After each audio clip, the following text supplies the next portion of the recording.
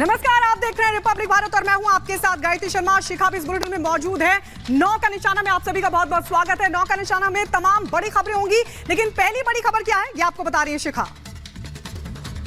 Bulletin की शुरुआत करेंगे बड़ी खबर के साथ। आपको बता दें कि जुबानी जंग जो है वो तेज होती जा रही है। कंगना रनौत ने विक्रमादित्य सिंह पर बड़ा हमला बोला। उन्होंने अभिनेत्री कंगना रनौत ने बड़ा आरोप लगाया। उन्होंने कहा है कि अब वो कह रहे हैं कि मैं अशुद्ध हूं, यानी कि विक्रमादित्य सिंह कह रहे हैं कि मैं अशुद्ध हूं। ये कंगना रनौत ने विक्रमादित्य सिंह पर बड़ा आरोप लगाया है। उन्होंने कहा है कि शहजादों के गिरोह को सबक सिखाएंगे। कंगना रनौत ने बोला है। देखिए किस तरीके से जुबानी जंग तेज होती हुई नजर आ रही है विक्रमादित्य सिंह और कंगना रनौत के बीच में। कंगना का एक बार फिर से बड़ा आरोप विक्रमादित्य सिंह पर।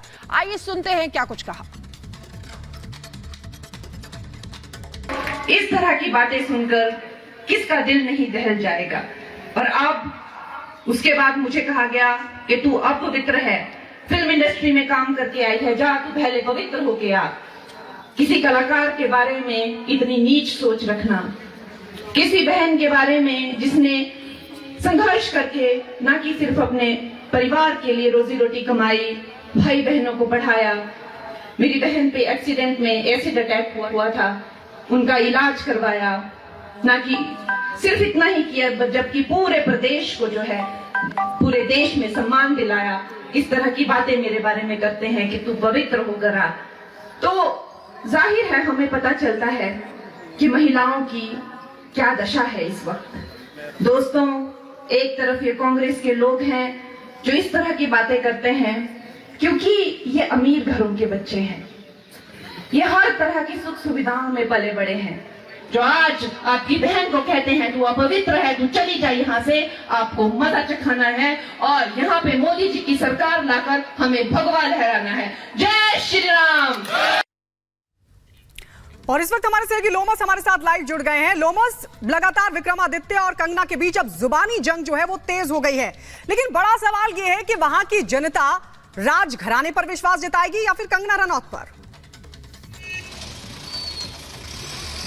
देखिए, आपको मैं बता दूं कि जिस तरीके से ये जुबानी जंग शुरू हो चुकी है ये पहली बार नहीं है। इससे पहले भी आपने देखा होगा कि कई ऐसी सीट्स हैं जहां पर जो प्रतिद्वंदी हैं वो आपस में इसी तरीके से जुबानी जंग उनके द्वारा किया जाता है। और साफ तौर पे आप देख सकते हैं हिमाचल का मंडी ये सीट काफी हॉट सीट है जहां से कंगना रनौत वहां से उठी है और साफ तौर पे उनके विपक्ष में विक्रमादित्य उठे हैं कांग्रेस के तरफ से। और लगातार ही या विक्रमादित्य हो या फिर कंगना हो, वो लगातार एक दूसरे पे आरोप और प्रत्यारोप लगाते हुए दिख रहे हैं। साफ तौर पे कंगना ने यहां पे ये मुद्दा उठाया है कि विक्रमादित्य ने उन्हें अशुद्ध कहा है क्योंकि वो फिल्मी दुनिया से आती हैं और वो एक एक्ट्रेस है। लेकिन कंगना रनौत ने यह भी कहा है कि उन्होंने अपने भाई बहनों को पढ़ाया है और उसी कमाई से मैं अशुद्ध नहीं बल्कि वो अशुद्ध हैं जो इस तरीके की सोच रखते हैं। साफ तौर पे उन्होंने पलटवार भी कहा है और उन्होंने ये भी कहा है कि जो मंडी की जनता है वो ये दिखलाएगी कि कौन अशुद्ध है और कौन शुद्ध है। साफ तौर पे उन्होंने कहा है कि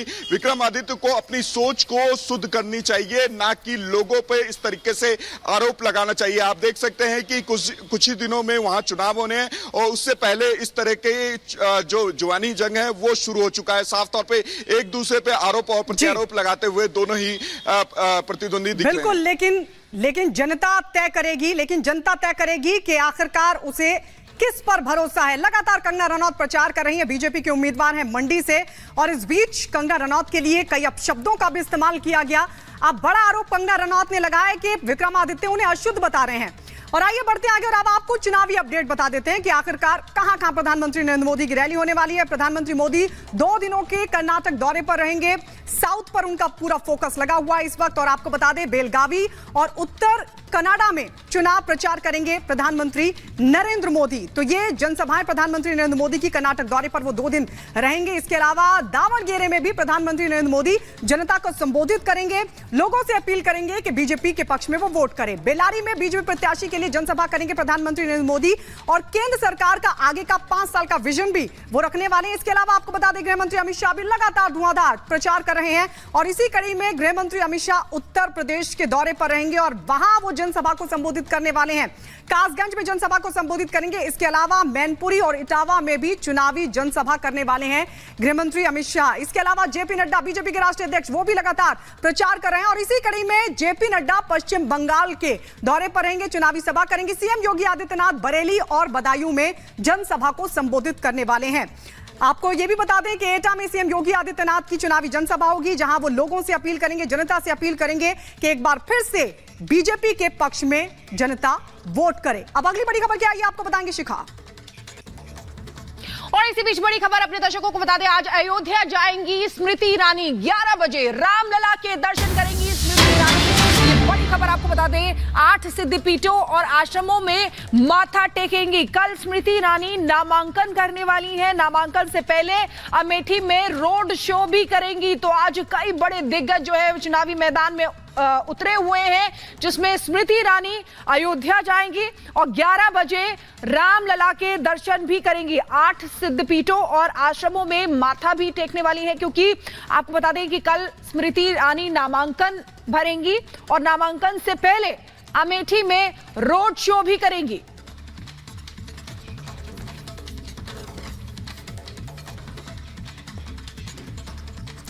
और इस बीच आपको बता दें, लगातार कांग्रेस अमेठी और रायबरेली से कौन चुनाव लड़ेगा, इसको लेकर अब सस्पेंस साफ करती हुई नजर आ रही है। सीईसी में प्रस्ताव रखा गया कांग्रेस पार्टी की तरफ से, जिसमें अमेठी से राहुल गांधी को एक बार फिर से उतारने की तैयारी है, तो वहीं प्रियंका गांधी को रायबरेली से टिकट दिया गया है। लेकिन फैसला कांग्रेस के अध्यक्ष पर छोड़ दिया गया है।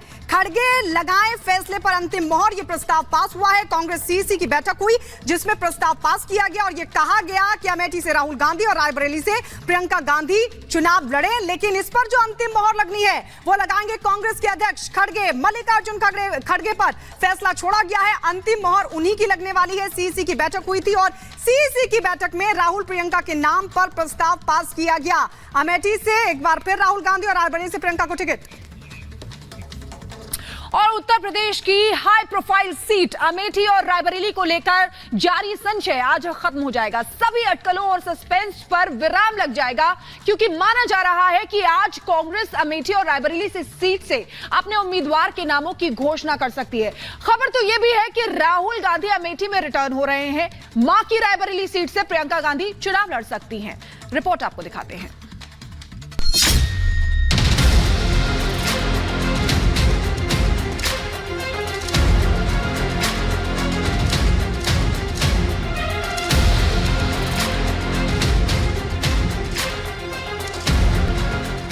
देश की सियासत का एक बड़ा केंद्र है यूपी की अमेठी सीट। वो सीट जिस पर सालों से गांधी परिवार का दबदबा रहा है, वो सीट जो कांग्रेस और गांधी परिवार के धरोहर को आगे बढ़ाती है, वो सीट जहां से सबसे ज्यादा गांधी परिवार के नेताओं ने अपने सियासी सफर की शुरुआत की। आज एक बार फिर से अमेठी चर्चा का केंद्र बनी हुई है। कांग्रेस के खाते में आई 2 हॉट सीट अमेठी और रायबरेली के प्रत्याशियों की जल्द ऐलान होने वाला है और इसी के साथ कई दिनों से जारी सस्पेंस भी खत्म होने वाला है। रायबरेली से ज्यादा चर्चा का विषय है अमेठी, क्योंकि सवाल राहुल गांधी बनाम स्मृति की जंग का है। वो जंग जो साल 2019 में शुरू हुई, लेकिन राहुल की एक गलती कहे या फिर हार का डर, जिसने उन्हें अमेठी से 5 साल तक दूर रखा। अब एक बार फिर से राहुल गांधी के अमेठी से चुनावी जंग लड़ने की खबर है। लोकसभा चुनाव के मद्देनजर दिल्ली में कांग्रेस की केंद्रीय चुनाव समिति की बैठक हुई, जिसमें अमेठी और रायबरेली सीट को लेकर मंथन हुआ। माना जा रहा है कि राहुल गांधी वायनाड के अलावा अमेठी से भी चुनाव लड़ सकते हैं। वहीं उनकी बहन प्रियंका गांधी के रायबरेली से चुनाव लड़ने पर फैसला लिया जा सकता है। सीईसी सदस्यों ने राहुल गांधी को अमेठी से और प्रियंका को रायबरेली से मैदान में उतारने का प्रस्ताव दिया, लेकिन अंतिम फैसला कांग्रेस अध्यक्ष मल्लिकार्जुन खड़गे पर छोड़ा गया। राहुल गांधी के अमेठी से चुनाव लड़ने की खबर ने एक बार फिर से हलचल पैदा कर दी है।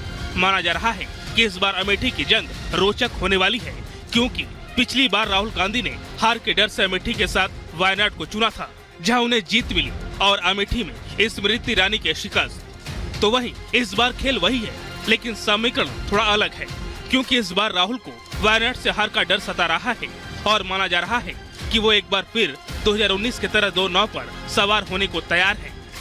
कांग्रेस पार्टी के सांसद 15 साल लापता रहे, एक चुनाव हारने के बाद छोड़कर क्षेत्र चले गए।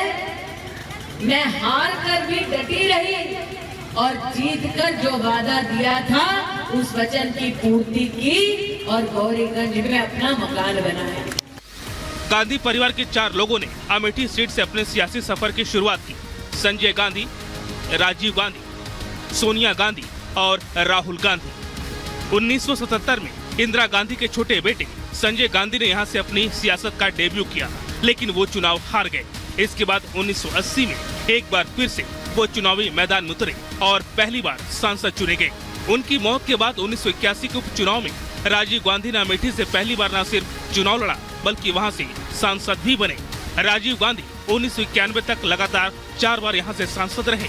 पति की मौत के बाद जब सोनिया ने सक्रिय राजनीति में दाखिला लिया तो उन्होंने भी अमेठी को ही चुना। 1999 में वो अमेठी से चुनाव लड़कर संसद पहुंची। 2004 में जब बेटे राहुल गांधी ने राजनीति में कदम रखा तो सोनिया ने अमेठी सीट को त्याग रायबरेली को अपनी कर्मभूमि बनाया। राहुल गांधी 2004 से 2019 तक यानी 15 साल अमेठी के सांसद रहे। अमेठी की सीट गांधी परिवार के लिए पारंपरिक सीट थी। ऐसे में राहुल भी अमेठी को अपना परिवार बताते हैं, लेकिन सवाल तब उठा जब उन्होंने 2019 में अमेठी के साथ वायनाड का रास्ता अपनाया। रिश्तों की दुहाई इतनी दी, फिर वायनाड चले गए। वायनाड जाकर जब नामांकन पत्र भरा तो घोषित कर दिया कि अब वायनाड ही उनका परिवार है। हमने कहा वाह भैया, लोगों को रंग बदलते देखे थे, परिवार बदलते